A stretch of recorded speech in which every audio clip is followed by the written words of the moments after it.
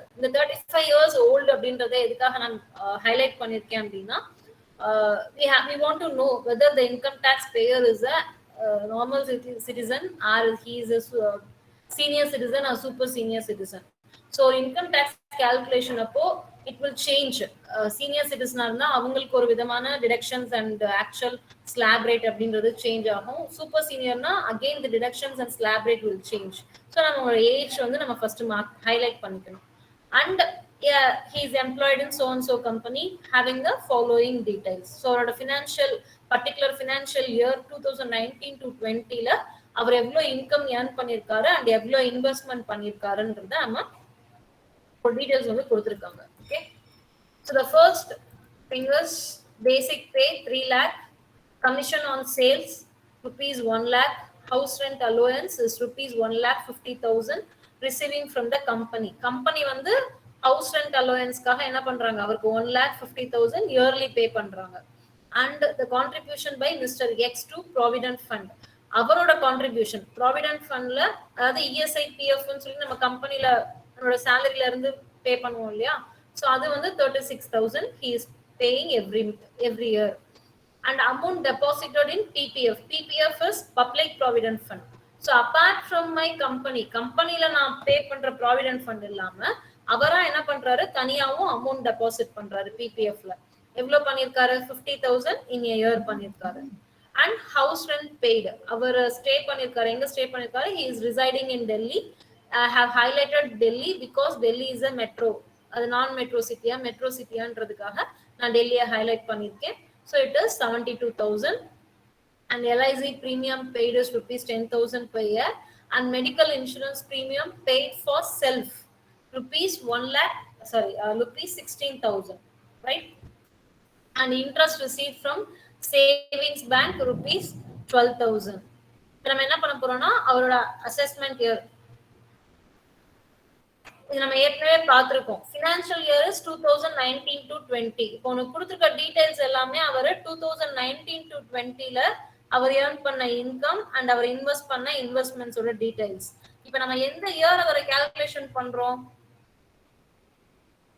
2021ல நம்ம கால்குலேஷன் பண்றோம். 19 to 20ல our income earn பண்ணிருக்காரு. பட் நம்ம கால்குலேஷன் பண்றது 2021ல பண்றோம். So 2021 is the assessment year and 1920 is the financial year or previous year. எப்படி வேணாலும் சொல்லலாம், financial yearனாலும் சொல்லலாம் இல்ல previous yearனாலும் சொல்லலாம். Is it clear? Yes ma'am. Yes ma'am. So the first calculation is HRA, house rent allowance தான் நம்ம calculate பண்றோம். So இதுல வந்து நமக்கு டியர்னஸ் அலோவன்ஸ் கொடுக்கல, அதனால நம்ம என்ன பண்ணிக்கிறோம், பேசிக் பேவை அப்படியே எடுத்துக்க போறோம். It is 3 lakhs. அவரோட salary வந்து 3 lakhs. நம்ம அதை அப்படியே எடுத்துக்க போறோம். So the first calculation, actual HRA received sumலே இருந்துச்சு 1,50,000, right? The second step is rent paid minus 10% of salary. So the rent paid is 72,000 per year. He paid the rent minus 10% of salary is 30,000, so 42,000. And third step is 50% of the salary. So the salary is 3 lakh. Our Delhi la irundadanaala he is staying in a metro city, 50% is applicable. So 50% அப்படினா 1,50,000. So from the three calculations we have to take whichever is lower for deduction. So finally we have took the second calculation 42,000. இப்போ இந்த 42,000 தான் நம்ம எடுத்துக்க போறோம். மற்ற ரெண்டு கால்குலேஷனோட amount இப்போ நமக்கு தேவையில்லை. What we need is the 42,000 மட்டும்தான் ஃபர்தர் கால்குலேஷன்ஸ்க்கு நம்ம யூஸ் பண்ணிக்க போறோம். இது வரைக்கும் கிளியரா இருக்கா? Yes ma'am. ஓகே.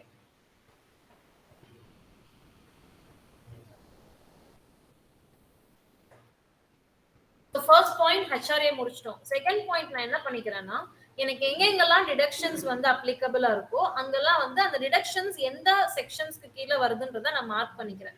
இது எதுக்காக நான் மார்க் பண்ணிக்கிறேன்னா, I want to know how much is the limit. ஏன்னா ஒவ்வொரு டிடக்ஷன்ஸ்லயும் நமக்கு ஒரு லிமிட் இருக்கு. இப்போ 80C அப்படின்னா we could able to deduct maximum of 1,50,000. So அப்போ அதை நான் என்ன பண்ணிக்கிறேன், எந்தெந்த செக்ஷன்ஸ்க்கு கீழே எந்தெந்த டிடக்ஷன்ஸ் வந்து அப்ளிகபிள்ன்றத ஃபர்ஸ்ட் நான் மார்க் பண்ணிக்கிறேன். என்னோட செகண்ட் டிடக்ஷன் வந்து medical insurance up to 25,000. So அதை வந்து நான் என்ன பண்ணிக்கிறேன் 80D அப்படின்றதுல மார்க் பண்ணிட்டேன். And what is 80D? ஞாபகம் இருக்கா? மேம் அது வந்து இன்சூரன்ஸ் இப்போ வந்து கம்பெனில இருந்து கட்டறாங்க மேம். இல்ல it is not for company. 80D அப்படின்றது இண்டிவிஜுவல் டாக்ஸ் பேயர் இல்லனா ஹிந்து அன்டிவைடட் ஃபேமிலி அவங்க ரெண்டு பேருக்கு வந்து applicable. And insurance premium and health செக்அப்ல அப் டு 25,000 வரைக்கும் என்ன பண்ணிக்கலாம், கிளைம் பண்ணிக்கலாம். ஓகேவா? பெர் இயர் வந்து அப் டு 25,000 கிளைம் பண்ணிக்கலாம். If suppose he is a senior citizen he can claim up to 50,000. நான் ஃபர்ஸ்ட் சொன்னேன் இல்லையா, சம் ஆரம்பிக்கும் போது 35 இயர்ஸ் ஓல்டுன்றதை நம்ம ஏன் மார்க் பண்றோம்ட்டு. இப்போ சப்போஸ் அவர் வந்து ஏஜ் வந்து above 60 இருந்தாரு அப்படின்னா he could able to claim up to 60,000 sorry up to 50,000. சரியா? அதுக்காக தான் நம்ம என்ன பண்றோம், அவரோட ஏஜ் வந்து நமக்கு ரொம்ப முக்கியம். So according to 80D up to 25,000 for an individual can claim under medical insurance section 80D. ரெண்டாவது வந்து interest from savings bank account according to the section 80 TTA படி ஒரு பர்சன் வந்து சேவிங்ஸ் பேங்க்ல இருந்து வர இன்ட்ரெஸ்ட்ல 10,000 என்ன பண்ணிக்கலாம், டிடெக்ட் பண்ணிக்கலாம். Is it clear? Yes ma'am. Okay. Fourth விட்டுருங்க. ஃபிஃப்த் சொன்னதுக்கு அப்புறமா நான் ஃபோர்த் சொல்றேன். ஏன்னா ஃபோர்த் வந்து நியூ கான்செப்ட், அது நான் ரிடக்ஷன்ஸ்ல வரைக்கும் உங்களுக்கு சொல்லல. அதனால ஃபிஃப்த்துக்கு நம்ம முதல்ல போயிடலாம். Up to Ruby 1,50,000 under 80C. 80Cன்றது அதுல நிறைய நமக்குள்ள டிவிஷன்ஸ் இருக்கு. 80C, 80CCC, 80CCD, 80CCD1, D2, D1B, இந்த மாதிரி நமக்கு நிறைய வந்து டிவிஷன்ஸ் இருக்கு. ஆக்சுவலா 80C, 80CCC, 80CCD இது எல்லாத்தையும் சேர்த்து மேக்ஸிமம் நம்ம எவ்வளவு கிளைம் பண்ணிக்கலாம், அப் டு 1,50,000 வரைக்கும் நம்ம கிளைம் பண்ணிக்கலாம். ஓகேவா? சோ இதுவும் நமக்கு ஒன் ஆஃப் த டிடக்ஷன்ஸ். இந்த ரிபேட் 87A அப்படின்ற ஒரு கான்செப்ட் வந்து இது வரைக்கும் நான் அந்த டிடக்ஷன்ஸ்ல நான் உங்களுக்கு மென்ஷன் பண்ணி சொல்லி கொடுக்கல. But before getting to the topic we want to know what is rebate. rebate அப்படின்றதோட மீனிங் என்னன்னா, it is nothing but a sum of money that is given back to you because you have paid to சில particular percentage of money என்ன பண்றாங்க, உனக்கு repay பண்றாங்க அப்படின்னு எடுத்துக்கலாம். அப்படி இல்லைன்னா you are getting some evasion in taxes. tax evasion, அதாவது டாக்ஸ் நீ பே பண்ண வேண்டாம் அப்படின்ற மாதிரி உனக்கு ஒரு எவேஷன் கொடுக்குறாங்க. That is rebate actually. So இந்த டாக்ஸ் ரிபேட் அப்படின்றது it has been changing between different years. So 2000 excuse me ma'am, சொல்லுங்க ma'am. சொல்லுங்க. ourselves every year. There may be very small changes. 25,000 அப்படின்றது லிமிட்டா இருந்ததுன்னா திடீர்னு அடுத்த வருஷம் என்ன பண்ணுவாங்க, 20,000 மாத்துவாங்க. ஸோ அந்த மாதிரி சின்ன சின்ன சேஞ்சஸ் வந்து இருந்துகிட்டே இருக்கும். So like that 2018 to 2019 financial இயருக்கு நம்ம சப்போஸ் கால்குலேட் பண்ண போறோம் அப்படின்னா we have to follow the last one, rebate 87A. 2018 to 19 financial year போட்டிருக்கேன் இல்லையா, அந்த இதை வந்து நம்ம அப்ளை பண்ணணும். if suppose we have to calculate for the 2019 to 20 அப்படின்னா the 5 lakh ஒரு பாயிண்ட் இருக்கு இல்லையா, அதை வந்து நம்ம அப்ளை பண்ணணும். இந்த ரெண்டுக்கும் உள்ள வித்தியாசம் என்னன்னு சொல்றேன். நெட் இன்கம் அப்படின்றது எல்லா கால்குலேஷனும் முடிச்சு டிடக்ஷன்ஸ் எல்லாம் மைனஸ் பண்ணதுக்கு அப்புறமா நமக்கு கிடைக்கிற ஃபைனல் இன்கம் தான் என்னது, நெட் இன்கம். இந்த நெட் இன்கம் வந்து 5 lakh பிலோ இருந்துச்சு அப்படின்னா according to 2019 to 20 rebate 87A வந்து it is applicable. இன்னொரு சம் பார்க்கும்போது கிளியரா புரியும். ஜஸ்ட் இதை வந்து ஒரு நோட் மட்டும் பண்ணிக்கோ. ஓகேவா? அதே இது வந்து 2018 to 19 ஃபினான்ஷியல் இயருக்கு நம்ம ஒர்க் அவுட் பண்றோம் அப்படின்னா the net income should not be more than 3,50,000. ஓகேவா? இந்த பாயிண்ட நோட் பண்ணி வச்சுக்கோங்க. சம்ல வந்து ஆக்சுவலா we are going to calculate for the financial year 2019 to 20 for particularly this point. இந்த பாயிண்ட் புரியணும்ன்றதுக்காக நான் என்ன பண்ணிருக்கேன், இந்த சேம் டேட்டா வச்சு ஃபைனலா 2018 to 19க்கு நான் ஒரு சின்ன கால்குலேஷன் போட்டு இந்த சம்ல காட்டியிருக்கேன். ஓகேவா? சம்குள்ள போலாமா மேம்? ரிபேட்னா நமக்கு ஒரு காசு கிடைக்கும்ல மேம், அது எதுக்கு மேம்? அது காசு கிடைக்கும் கிடையாது. Sometimes you will get a total tax evasion. டாக்ஸே நீ பே பண்ண வேண்டாம் அப்படின்றதும் ரிபேட் தான்.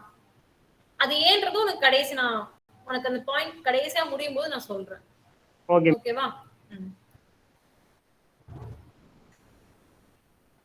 So problem, according to the problem, first நம்ம எப்பவுமே என்ன பண்ணுவோம், இன்கம் ஃப்ரம் சேலரி தான் கால்குலேட் பண்ணுவோம். நம்ம 5 ஹெட்ஸ் ஆஃப் இன்கம்ல first thing is income from salary calculation தான்.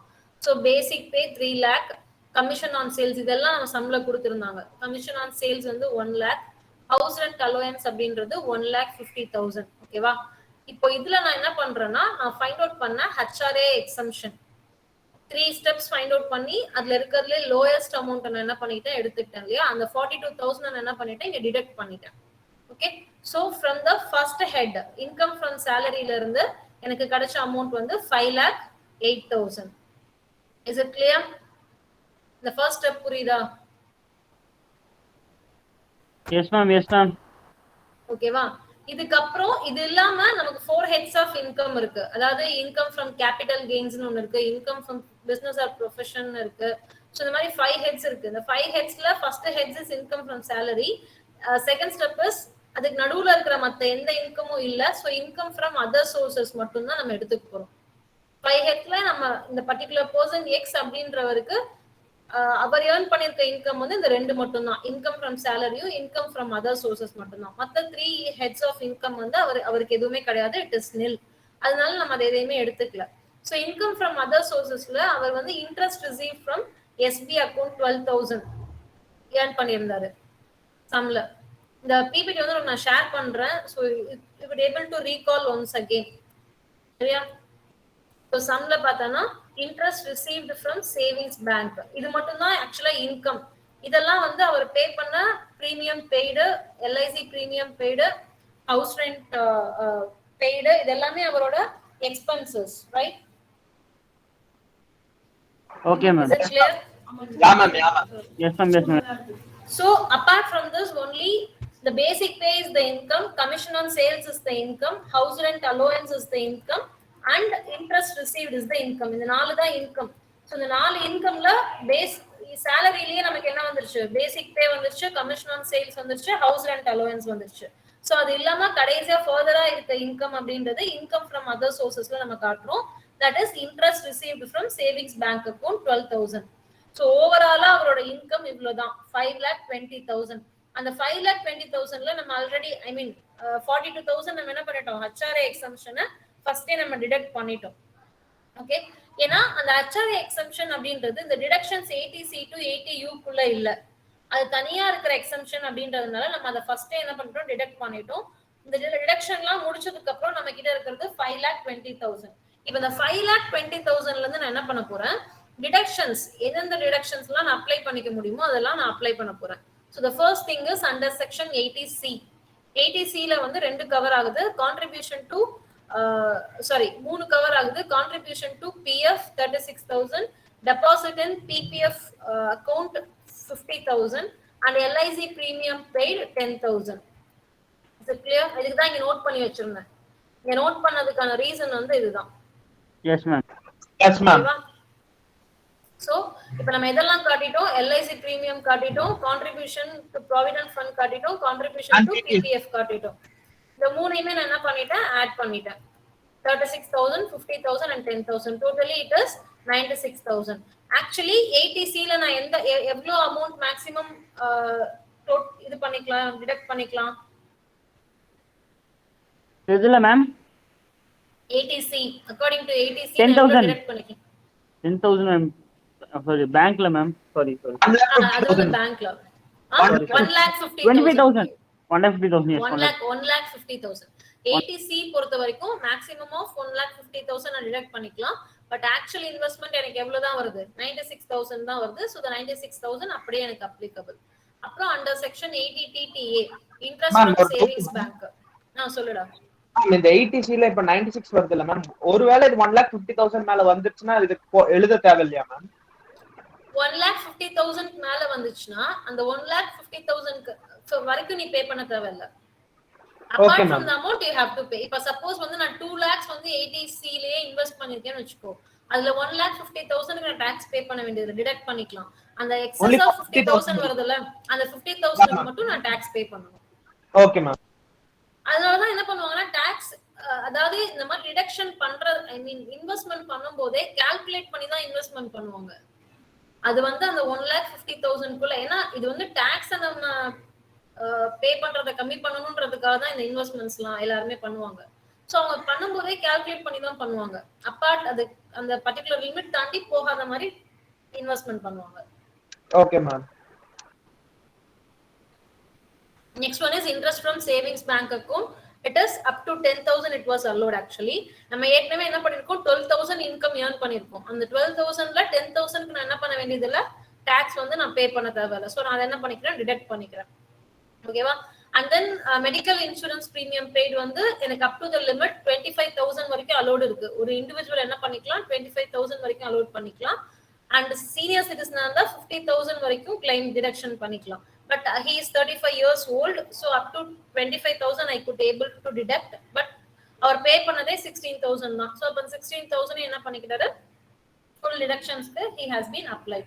So இது எல்லாத்தையும் ஆட் பண்ணா எவ்வளவு அமௌண்ட் வருது, 1,22,000 வருதா? 22,000. So the 1,22,000 ஏற்கனவே நமக்கு எவ்வளவு டோட்டல் இங்க ஃபர்ஸ்ட்ல இருந்தது, 5,20,000 இருந்தது. 5,20,000. Yes. இப்ப அந்த டிடக்ஷன்ஸ் 1,22,000 என்ன பண்ணிட்டேன், மைனஸ் பண்ணிட்டேன். மைனஸ் பண்ணா எனக்கு கிடைக்கிற ஆன்சர் வந்து 3,98,000. Is it clear? Yes ma'am. Yes ma'am. இப்ப நான் 2019 to 2020க்கு வந்து கால்குலேட் பண்றதுனால அந்த இயரோட ஸ்லாப் ரேட்டை நான் கால்குலேட் பண்ணி பார்க்கறேன். அந்த இயரோட ஸ்லாப் ரேட் படி அப் டு 2,50,000க்கு என்ன பண்ண தேவையில்லை, பே பண்ண தேவையில்ல, டாக்ஸ் பே பண்ண தேவையில்ல. சோ அப்ப நான் என்ன பண்றேன்னா, என்னோட டோட்டல் நெட் டாக்ஸபிள் இன்கம் டிடக்ஷன்ஸ்லாம் மைனஸ் பண்ணதுக்கு அப்புறம் வர்றதுதான் என்னது, நெட் டாக்ஸபிள் இன்கம். சோ அப்ப என்னோட நெட் டாக்ஸபிள் இன்கம் 3,98,000. இந்த 3,98,000ல 2,50,000 வரைக்கும் நான் என்ன பண்ண தேவையில்ல, டாக்ஸ் பே பண்ண தேவையில்ல. சோ ஐ ஆம் டிடக்டிங் திஸ் 2,50,000. பேலன்ஸ் எனக்கு எவ்வளவு இருக்கு, 1,48,000. இந்த 1,48,000க்கு மட்டும் நான் என்ன பண்ணா போதும், டாக்ஸ் பே பண்ணா போதும் மேம். அந்த 1,48,000க்கு வந்து அடுத்த ஒரு லிமிட் வச்சிருப்பாங்க இல்லையா, அதாவது 2,50,000ல இருந்து 5 lakh வரைக்கும் உள்ள அமௌண்ட்டுக்கு 5% டாக்ஸ். சரியா? சோ above 2,50,000 தான்னா எனக்கு எவ்வளவு அமௌண்ட் தான் இருக்கு, 1,48,000 தான் இருக்கு. சோ அப்ப அந்த 1,48,000க்கு 5% is the tax money. So 1,48,000 into 5 divided by 100, that is rupees 7,400. அப்புறம் அதுல health and education chess 4%. So 7,400ல 4% calculate பண்ணா 296. So the actual tax money what I have to pay is 7,696. Ma'am அது என்ன ma'am health and education chess, அது அப்படினா புரியலடா. Health and education chess அப்படினா இப்போ government வந்து they are providing some free hospitals facilities to the poor persons, right? அம்மாரி education government schools run பண்றாங்க, government colleges run பண்றாங்க. சோ நம்ம எல்லா சிட்டிசன்ஸ்மே அவங்க பே பண்ற டாக்ஸ்ல இருந்து ஒரு சம் பெர்சன்டேஜ் என்ன பண்ணுவாங்கன்னா சர்சார்ஜ் இல்லனா ஹெல்த் அண்ட் எஜுகேஷன் செஸ்ன்னு சொல்லி கலெக்ட் பண்ணுவாங்க. இப்ப நான் வந்து 10,000 டாக்ஸ் பே பண்றேன் அப்படின்னா அந்த 10,000ல இருந்து 4% கால்குலேட் பண்ணி நான் அதை வந்து பப்ளிக் எஜுகேஷனுக்காகவோ இல்ல அவங்களோட ஹெல்த் பர்பஸ்க்காகவோ யூஸ் பண்ணுவாங்க. Okay ma'am. அதை வந்து ஃபைனலா கால்குலேட் பண்ணி இப்போ நீ வெப்சைட்ல போயிட்டு ஆன்லைன்ல கால்குலேட் பண்ணாலும் the final thing it will be there. Health and education செஸ்னு ஒரு இது இருக்கும், ஹையர் எஜுகேஷன் ஒரு இது இருக்கும். ஸோ அது ஆட்டோமேட்டிக்கா உனக்கு ஆட் ஆன் ஆகி தான் உன்னோட total taxable payable tax amount வந்து வரும், நீ பே பண்ண வேண்டிய அமௌண்ட் வந்து வரும். That amount is used for the poor person's education and their health. கவர்மெண்ட்ல கொடுக்குற ஃப்ரீ ஹாஸ்பிட்டாலிட்டி அந்த இதுக்காக வந்து யூஸ் பண்றாங்க. ஓகேவா? Is it clear? Okay ma'am. Okay, yes ma'am, yes ma'am, yes ma'am. Okay. இப்போ நான் சொன்ன அந்த ரிபேட் 87 மட்டும் நம்ம பார்த்துட்டு அந்த சம் க்ளோஸ் பண்ணிடலாம். ஸோ ரிபேட் 87A நான் வந்து ரெண்டு கான்செப்ட் சொன்னேன், ஞாபகம் இருக்கா? ஒன்னு வந்து நெட் டாக்ஸ் இன்கம் வந்து 87A வந்து சப்போஸ் நம்ம 2019 to 20க்கு கால்குலேட் பண்றோம் அப்படின்னா அது என்ன பண்ணக்கூடாது, 5 lakh எக்ஸீட் பண்ணிருக்க கூடாது. எக்ஸீட் பண்ணலனா the rebate 87A is applicable and the net taxable income 5 lakh தாண்டிச்சுனா it is not applicable, right? அதே மாதிரி அது சப்போஸ் 2018 to 2019 பேஸ் பண்ணி இருந்ததுன்னா the limit is up to 3,50,000 அப்படி நம்ம பார்த்திருந்தோமா? Yes ma'am. அதுதான் என் கடைசில வந்து உங்களுக்கு நான் காட்டியிருக்கேன். ஓகேவா? இப்ப நெட் டாக்ஸபிள் இன்கம் அப்படின்றது 3,98,000. இப்ப இந்த 3,98,000ன்றது இப்ப நம்ம எந்த இயருக்கு ஆக்சுவலா கால்குலேட் பண்றோம்? என்னோட ஃபினான்ஷியல் இயர் என்ன? சம்படி ஃபினான்ஷியல் இயர் என்ன? 1920. 1920. சோ 1920 பொறுத்த வரைக்கும் ரிபேட் எப்போ அப்ளிகபிள் அப்படின்னா 5 லாக்குக்கு பிலோ இருக்கணும். சோ 3,98,000 தான் இருக்கு. அப்ப 5 லாக்குக்கு பிலோ தானே இருக்கு. Net taxable income is less than 5 lakh, right? Is Yes, it correct? Yes, So, ma'am. a particular person, Mr. X, need not pay any taxes. Full tax rebate can be claimed under rebate 87A if net tax income after deduction is less than 5 lakh. Full tax rebate can be claimed. So, somebody அவர் எந்த taxமே pay பண்ண வேண்டிய அவசியம் கிடையாது. சரியா? If suppose the same income and same deduction நம்ம 2018 to 19 financial year assume பண்ணிட்டு calculate பண்ணோம் அப்படின்னா அப்ப அந்த ரிபேட்டோட இன்கம் என்ன? 3,50,000 வரைக்கும் 3,50,000 நெட் டாக்ஸபிள் இன்கம் வந்து 3,50,000 எக்ஸீட் பண்ண கூடாது. எக்ஸீட் பண்ணலனா அவர் டாக்ஸ் பே பண்ண வேண்டிய அவசியம் இல்ல. பட் இங்க 3,98,000 வந்துருச்சு. அப்ப 3,50,000 என்ன ஆயிருச்சு? எக்ஸீட் பண்ணிருச்சு. எக்ஸீட் பண்ணதுனால he have to pay 7,696 rupees as a tax. So 2019 to 20 financial இயரா இருந்ததுன்னா அவர் என்ன பண்ண தேவையில்ல, எந்த டாக்ஸ்மே பே பண்ண தேவையில்ல. பட் அதுவே இந்த இன்கம் வந்து அவர் 2018ல earn பண்ணியிருந்தாருன்னா அவருக்குரிய டாக்ஸ் அமௌண்ட் வந்து 7,696. சம்படி இது நம்ம 2019 to 20 financial year. அதனால taxes nil. இதுதான் இந்த சம்மோட ஆன்சர். புரியுதா? Okay ma'am. ஒருவேளை அந்த ரிபேட் 87A வந்து 2018 to 19க்கு நம்ம கால்குலேட் பண்ணோம் அப்படின்னா the same incomeக்கு அவர் எவ்வளவு டாக்ஸ் பே பண்ணிருப்பாரு அந்த வருஷம்? 7,696 rupees டாக்ஸ் பே பண்ணிருப்பாரு. நான் ஏற்கனவே ரவுண்டட் ஆஃப்னு சொல்லி ஒரு கான்செப்ட் சொல்லி கொடுத்தேன். ஞாபகம் இருக்கா? ரவுண்டட் ஆஃப் அப்படினா நியர் பை நம்பர் வந்து எடுத்துப்பாங்க. So in this case it will be 7,700. 7,700. ஆக்சுவலா திருப்பி நான் சொல்றது ப்ராப்ளம் வந்து கேட்க மாட்டாங்க. இது வரைக்கும் கேட்டது இல்ல. எப்பவுமே தியரிஸ் தான் மேக்ஸிமம் வரும். பட் இருந்தாலும் ஃபார் a safer side ஏதாவது ஒரு சிம்பிள் கால்குலேஷன் கேட்டா உங்களுக்கு போட தெரியணும்ன்றதுக்காக தான் ஒரு ஐடியாக்கு நான் இதை இப்ப சொல்லி கொடுத்திருக்கேன். ஓகேவா? பட் இத ஞாபகம் வச்சுக்கோ, இது நல்லது. இது not only for your exams. உனக்கு ஏதாவது ஒரு சிம்பிள் கால்குலேஷன் வேணும், இல்ல நீயே வந்து வெப்சைட் குள்ள போய் பாக்குற அப்படின்னா ஏதோ உனக்கு அந்த கான்செப்ட்ஸ் புரியறதுக்காக இது யூஸ் ஆகும். இந்த ரிபேட் இந்த ஸ்லாப் ரேட்லாம் என்ன ஆயிட்டே இருக்கும்னா எவ்ரி இயர் சேஞ்ச் ஆயிட்டே இருக்கும். So you should know if suppose in future you are going to calculate anything, even நீ கால்குலேட் பண்ணல, உனக்கு யாராவது ஒருத்தர் கால்குலேட் பண்ணி கொடுக்குறாங்கன்னா கூட அவங்க கால்குலேட் பண்ணி கொடுக்குற அந்த டேட்டா கரெக்டான்றதை செக் பண்றதுக்காக you should have some knowledge about this tax. Okay ma'am. that time it will be useful. So education செல்ஸ்ன்றது அவங்க இஷ்டத்துக்கு அவங்க ஒரு பெர்சன்டேஜ் போட்டு கலெக்ட் பண்ணி இருக்க கூடாது. சோ இல்லனா ரிபேட் அப்ளிகபிள் அப்படின்றது உங்களுக்கு தெரியணும். ரிபேட்ன்ற ஒரு விஷயம் இருக்குன்னு தெரிஞ்சாதான் சப்போஸ் அதை யாராவது ஒரு போடாம கொடுத்திருந்தா கூட ரிபேட் இருக்கு இதை கிளைம் பண்ணலாமே அப்படின்னு உனக்கு ஒரு ஐடியா கிடைக்கும்.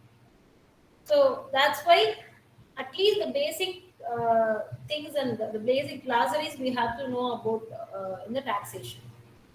Okay, is it clear? Yes ma'am. Yes ma'am.